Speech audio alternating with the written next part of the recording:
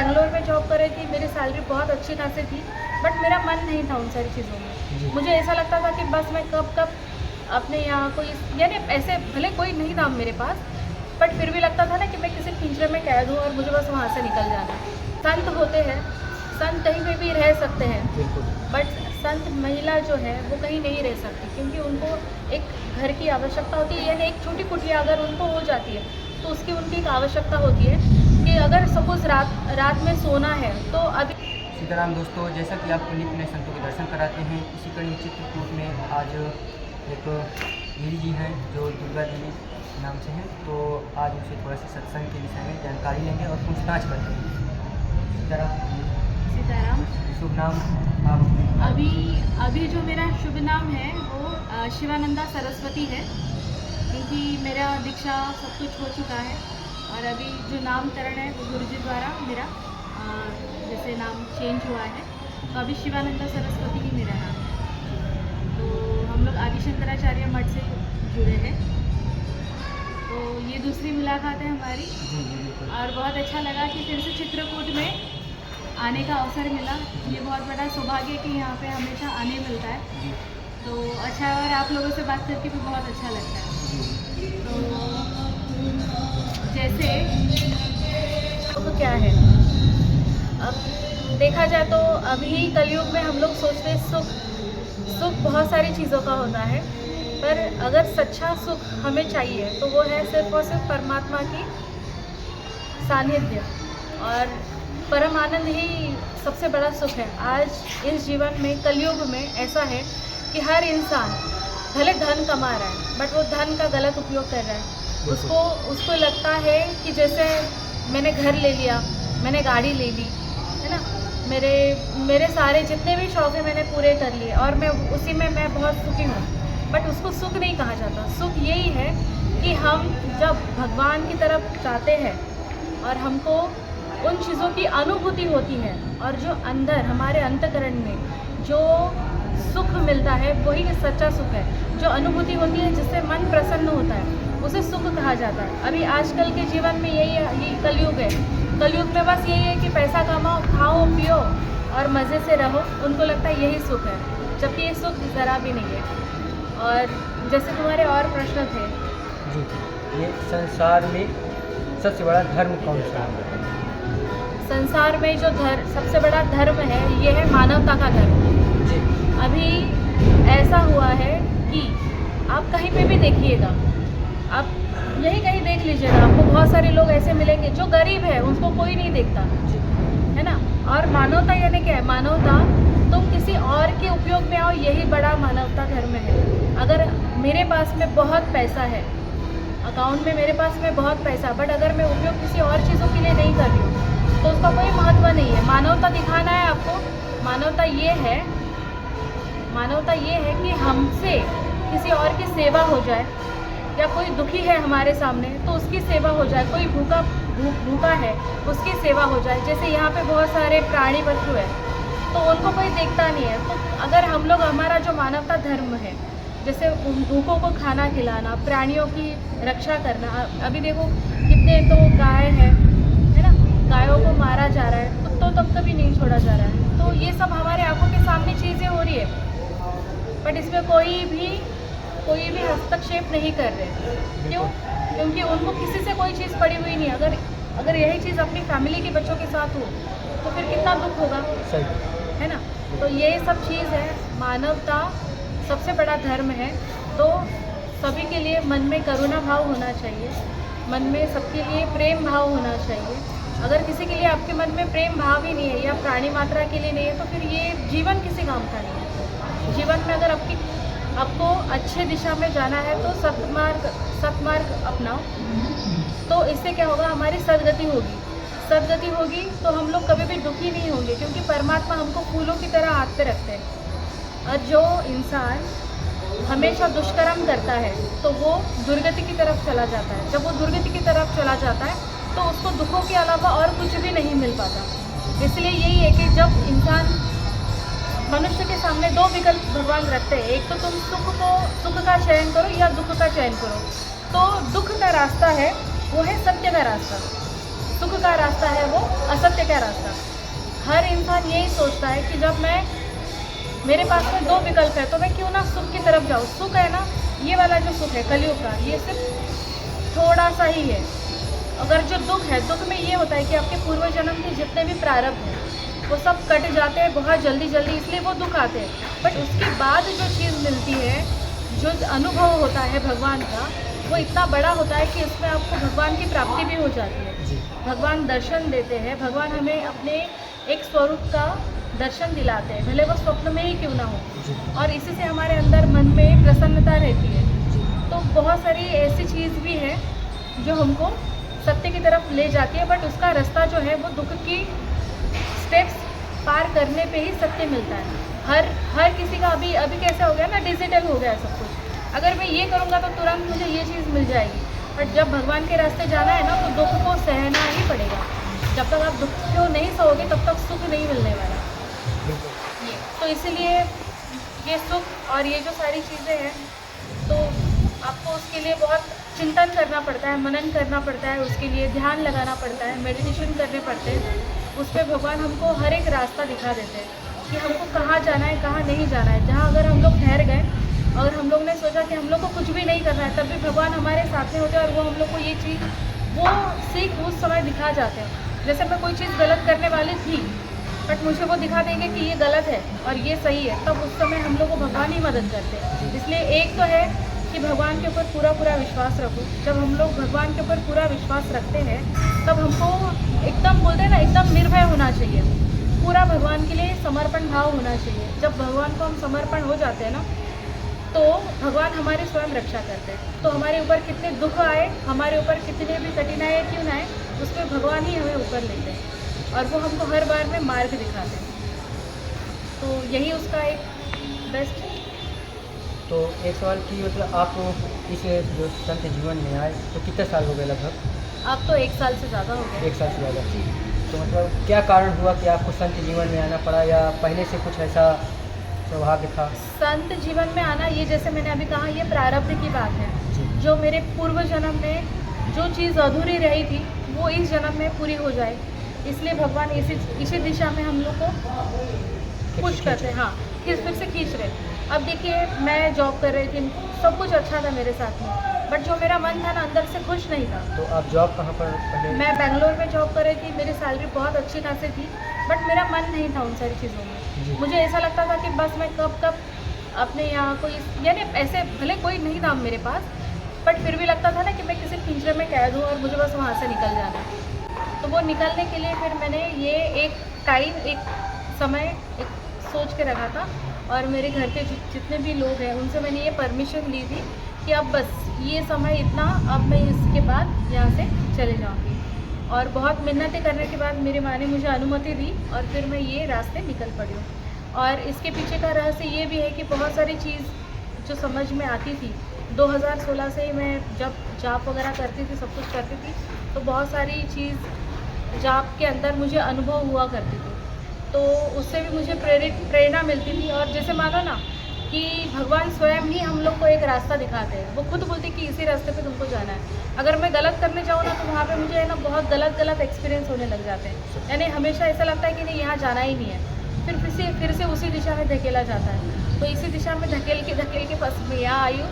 और हर जगह अभी तो मेरी भ्रमंती ही चल रही है फ़िलहाल, तो भ्रमंती करते मैं फिर से ये दूसरी बार आई हूँ और दूसरी बार आप लोगों से मिली हूँ। जी बिल्कुल। तो एक चीज़ ये कि मतलब संत जीवन में आप जैसे 1 साल से हो गए लगभग घर से बाहर निकल चुके हैं, लेकिन संत तो ठीक है, लेकिन जैसे साध्वी माता होती हैं, कई माताएं हैं, कई बहनें हैं हमारी जो संत जीवन व्यतीत कर रहे हैं, तो कितना कठिन होता है यह मार्ग? थोड़ा सा ये संत और साध्वी का जो जीवन है सच में बहुत कठिन है, क्योंकि यहाँ पे ये होता है, देखिए, अब संत होते हैं, संत कहीं पे भी रह सकते हैं, बट संत महिला जो है वो कहीं नहीं रह सकती, क्योंकि उनको एक घर की आवश्यकता होती है, यानी एक छोटी कुटिया अगर उनको हो जाती है तो उसकी उनकी एक आवश्यकता होती है कि अगर सपोज रात में सोना है, तो अभी तो ऐसा ही, ये कलयुग है, कौन क्या, यानी किसके दिमाग में क्या चल रहा है हम लोग नहीं बोल सकते। और साधु संत, उनको जैसे आप देखते हो तो भोजन प्रसादी सब कुछ मिल जाता है, जिसे संत लेडीज़ को भी मिलता है, पर एक है कि अगर वो कहीं जाती है तो ऐसा में नहीं, बट एक से एक दो बार ऐसे अनुभव भी हुए हैं कि वहाँ के जो कोई बड़े अधिकारी होते हैं तो उनकी सोच अलग रहती है या उनके दिमाग में कुछ अलग काम चल रहा होता है। तो इन सारी चीज़ों से बच के वहाँ से निकल के अपने रास्ते पे आके अपना भजन पाठ पूजन करना, ये है। पर अगर अकेले रहेंगे तो बहुत सही है, पर अगर कहीं आश्रम में रहते हैं तो जो भी साध्वी जो है उनके साथ में थोड़े से मैंने देखा हुआ भी है और मुझे पता भी है कि उनके साथ में थोड़ा गैर व्यवहार होता है, जो कि नहीं होना चाहिए। अब अभी बहुत सारे आश्रम ऐसे नहीं, पर मेरे पास में अभी तक के मैंने अनुभव किए हैं, ऐसे है कि वहाँ पे नारी को कुछ भी वो नहीं है, वैल्यू नहीं है। अगर कहीं संत जाती भी है तो जितना पुरुषों को मान सम्मान दिया जाता है उतना साध्वियों को नहीं दिया जाता। और ये देखा है, सभी लोग कहते हैं कि मातृशक्ति है ना, शक्ति है तो स्त्री शक्ति है तो उनको सम्मान देना चाहिए, बट ये भूल जाते हैं जब स्त्री सामने आती है तब उनको ये नहीं समझ में आता कि ऐसा भी है और हम लोग जो बोलते हैं तो ये गलत भी है करके। तो ऐसा है, और मैंने भी एक्सपीरियंस किए हुए हैं कि आजकल तो ऐसा है कि कोई भी कुछ भी कर सकते हैं, पर एक है कि अगर हमारे अंदर सच में दुर्गा का वास है हाँ, तो फिर वहाँ पे चंडी और काली बनने में मैं समय नहीं लेती, क्योंकि मुझे ऐसे लोगों से बहुत चिढ़ है कि अगर कोई आके अपना घर यानी उनकी मन की जो भावना है और वो अगर हम लोग ना कर पाए तो उनको उस समय मैं अपने आप को वो नहीं करती हूँ, मैं सीधा अपना चंडी वाला रूप दिखा देती हूँ। तो महिलाओं के लिए बहुत कठिन है, पर फिर भी महिला अगर ठान ले कि वो उनको करना है तो वो कर सकती है। बट उनको यही है कि किसी के साथ में रहना नहीं चाहिए, जो अपने विश्वास के लोग हैं उनके साथ में अगर रहेंगे तो सही रहेगा। अगर विश्वास के लोग नहीं है तो फिर उनके लिए ये यानी मैं साध्वी की ही बात नहीं कर रही हूँ, हर एक स्त्री की बात कर रही हूँ, किसी के लिए भी जीना बहुत मुश्किल है। और अभी ये कलयुग है, कलयुग में तो कहीं पे भी कोई भी औरत सुरक्षित नहीं है, ना बच्चे सुरक्षित है। तो ये है कि उसमें यहाँ कोई सुरक्षित नहीं है वैसे भी बस। और एक चीज़ ये जो प्रणाम किया जाता है इसका थोड़ा से विस्तार पूर्वक वर्णन।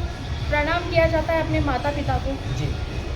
उनको जैसे एक प्रणाम ये होता है कि अभी मानो मेरे सामने अगर कोई जो भी व्यक्ति है तो वो अपनी माँ हो सकती है, पिता हो सकता है, तो उनको प्रणाम करना, क्योंकि वो हमारे साक्षात भगवान है जी है ना, अगर देखा जाए तो यही है, ये सत्य है। क्योंकि भगवान हर किसी की तरफ ध्यान नहीं दे सकते, माता पिता ही उनके लिए अपने भगवान होते हैं, हमारे यानी बच्चे उनके लिए उनके सब कुछ। और जैसे अगर हमारे गुरुजन होते हैं तो गुरुजनों को हम लोग जब भी प्रणाम करते हैं तो उनसे हम लोग को आशीर्वाद मिलता है। और जैसे हम जब उनके पैर छूते हैं तो जो हमारी ऊर्जा और उनकी ऊर्जा उसमें एक भेद होता है। भेद यानी ऐसा है कि अगर हमने कुछ भी गलतियाँ की हुई हो तो वो उसमें ट्रांसफ़र हो जाती है, हमारे हाथ से वो ट्रांसफ़र हो जाती है। बट गुरु इतने सक्षम होते हैं कि वो क्या करते हैं, वो जो दुख है वो ले लेते हैं और उनके अंदर की जो शक्ति है वो हाथ रख के हम लोग को आशीर्वाद दे के हमारे अंदर प्रवाहित कर देती है, यानी वो ऊर्जा हमारे अंदर वो दे देते हैं। और अगर देखा जाए तो हर एक इंसान, हर एक मनुष्य के अंदर भगवान का ही स्वरूप है। तो हर किसी को जब हम लोग प्रणाम करते हैं तो उसका एक आदर होता है सामने वालों के लिए कि हम उसके अंदर में जो बैठे हुए परमात्मा है उसको हम लोग प्रणाम करते हैं। फिर वो भले उसका कैरेक्टर कैसा भी क्यों ना हो, ये हमारा धर्म बनता है कि सामने वाले को प्रणाम करो। तो ये प्रणाम करना भी ये है कि हम प्रणाम ऐसे करते हैं, और एक तो है कि हमको इससे आशीर्वाद भी मिलता है, ऐसा है। और एक चीज़ ये कि घर में जैसे सब लोग रह करके भी पूजा अर्चना या भगवान, गृहस्थ जीवन ही श्रेष्ठ जीवन है। गृहस्थ जीवन में अगर हम लोग ध्यान करेंगे, तब जब करेंगे, अपने परिवार को पालेंगे, तो इससे बड़ा और कोई श्रेष्ठ जीवन नहीं है। हाँ, और ये जो है हम लोग का जो साधु जो सन्यासी होते हैं, इनका केवल काम क्या होता है, सवेरे उठो, पूजा पाठ अर्चना सब करो, यानी ये पूरे दिन भगवान में ही लगे पड़े रहते हैं। कि उनकी क्या है ना कि उनकी एक भावना नहीं है, वो उनका एक नित्य कर्म होता है, उनको वही करना पड़ता है। और जैसे जो सांसारिक है उनको अपने घर परिवार को देखते फिर भगवान की पाठ पूजा करते हुए सब कुछ करना पड़ता है। इसलिए मेरे ख्याल से नहीं है, ये जो गृहस्थ जीवन है ये श्रेष्ठ जीवन है। अगर आप साधुओं के हिसाब से अगर देखा जाए तो साधु संत उनको एकांत चाहिए होता है, वो वहाँ पे रह के ध्यान, तप, जप ये सब करेंगे और उनको क्या होती है ना, उससे एक ऊर्जा मिलती है। उस ऊर्जा से वो दूसरों का कल्याण करते हैं और उसमें यही होता है कि भगवान की प्राप्ति, यानी भगवान देखो हर किसी के अंदर भगवान ही है, सिर्फ उनको ढूंढने की एक ज़रूरत है। अगर हम लोग हमारे अंदर भगवान ही नहीं ढूंढेंगे तो फिर ये मानव शरीर भी है वो भी किसी काम का नहीं। हर कोई बोलता है कि मंदिरों में जाओ, पाठ पूजा करो, सब कुछ करो, हाँ वो करो, वो तो एक ज़रूरी है, क्योंकि हम जिस मंदिर में जा रहे हैं ना, तो वहाँ की उस भगवान की एक ऊर्जा होती है, वो अलग होती है। और हमारे अंदर जो खुद स्वयं भगवान बैठे हुए हैं, तो उनको भी हम लोग जगा सकते हैं। तो एक ध्यान तप जप करो, करुणा मन में होनी चाहिए, प्रेम भाव मन में होना चाहिए। जिसके अंदर प्रेम भाव और करुणा होता है ना, उसके अंदर परमात्मा बैठे हुए रहते हैं। हाँ, बस इतना है कि उनको एक्टिवेट करने की ज़रूरत होती है, इसलिए ध्यान करना बहुत ज़रूरी है और जप करना बहुत ज़रूरी है। जप से हमको ऊर्जा मिलती है और ध्यान से भगवान हमको एक आशीर्वाद भी देते हैं और आगे जाने का रास्ता भी दिखाते हैं। जी। और हम लोग प्रार्थना करते हैं तो उसमें प्रार्थना में भगवान हमारी सुनते हैं और ध्यान में भगवान यानी उनकी सुनते हैं। ऐसे है, तो उसमें हम लोग को दो विकल्प, यानी ऐसे कि दो चीज़ें उसमें होती है। बट जो गृहस्थ है, गृहस्थों के लिए कठिन होते हुए भी उनका जीवन श्रेष्ठ जीवन है। जी। ऐसे तो अब जैसे कि वर्तमान में इस समय सभी लोग सोचते हैं कि हमें अच्छा शरीर जब छूटे तो मुक्ति मिल जाए, बढ़िया आत्मा को शांति मिले। तो जैसे कई लोग पूछते हैं कि हम संतों की सेवा किस प्रकार करें कि उनका जो तप है जिसके कारण हम कुछ सेवा कर दें तो तप का आशीर्वाद हमें भी मिल जाए, तो हमारा भी शरीर धन्य हो जाए। तो किस प्रकार से सेवा संतों की करना चाहिए? संतों की सेवा, पहली चीज़ तो कोई भी संत अपनी वैसे सेवा नहीं करवा के लेते। बट हाँ, एक होता है ना, अगर मानो आपके सामने कोई संत है, जब जैसे अभी आपने देखा होगा सियाराम बाबा, जी बिल्कुल। है ना, सियाराम बाबा जो है वो पूरे, यानी अगर उनको 2 या 3-4 घंटे अगर देखोगे तो वो अपना आराम करते जी। हैं, बाकी पूरा ही दिन वो रामचरितमानस का पाठ करते रहते हैं। तो रामचरितमानस का पाठ करते उनके पास बहुत सारे श्रद्धालु आते हैं। उनके शरीर को क्या ज़रूरत है? सिर्फ एक रोटी की ज़रूरत है, बिल्कुल। उनको कुछ ज़रूरत नहीं है। बट उनको जो ऊर्जा मिल रही है, शक्ति जो मिल रही है, उसका वो दूसरों का कल्याण कर रहे हैं। और उनके पास जितने ही लोग आते हैं तो उस ऊर्जा की वजह से जब वो उनके पैर छूते हैं तो उस ऊर्जा की वजह से उनकी आत्मा में कल्याण होता है। यानी कल्याण यही होता है कि अगर उनके अंदर कितनी भी एक मनस्थिति नेगेटिविटी होती है, वो दूर होकर वो पॉजिटिव में कन्वर्ट हो जाता है, यानी वो पॉजिटिव बन जाते हैं। ऐसा है यहाँ पे। और सेवा करना यही है कि आपके जो गुरु हैं आप उनकी सेवा कर सकते हैं, जो अपने घर के माता पिता हैं आप उनकी सेवा करिए। तो यही सारी चीज़ करने से ही हम लोग को अच्छा मोक्ष भी मिलेगा। और मोक्ष मिलने के लिए ऐसा नहीं है कि ज़बरदस्ती किसी की, वो अंदर से आनी चाहिए सेवा। जी। सेवा भाव जो है वो अंदर से आनी चाहिए। जी। ऐसा है। जी। तो इसी तरह बहुत बढ़िया सत्संग आपका लगा और इसी तरह। देखा आपने दीदी का सत्संग, और उन्होंने कई जगह भ्रमण करके, कई वृंदावन, उत्तराखंड, कई धार्मिक स्थलों पर उन्होंने कई संतों से भी मुलाकात की और बहुत संतों का आशीर्वाद और बहुत संतों को उन्हें ज्ञान भी मिला, जिसके कारण आज वो सभी जगह भी पहुंचती हैं और सभी का दर्शन करती हैं। चित्रकूट में उनका दोबारा हमसे मिलना हुआ यहाँ पर, तो हमने भी आशीर्वाद लिया और मुलाकात की। तो सत्संग जैसा भी हो कमेंट में ज़रूर बताइएगा। और कई लोग पूछते हैं, कई महिलाएं भी पूछती हैं कि हम भी संत जीवन में आना चाहते हैं, तो ज़रूर मैं आपको संपर्क करवाऊंगा दीदी के माध्यम से। तो जो भी अगर इस संत भेष में आना चाहता है तो ज़रूर बताइएगा कमेंट में, और ज़्यादा से ज़्यादा वीडियो को शेयर कीजिएगा। जय श्री राम।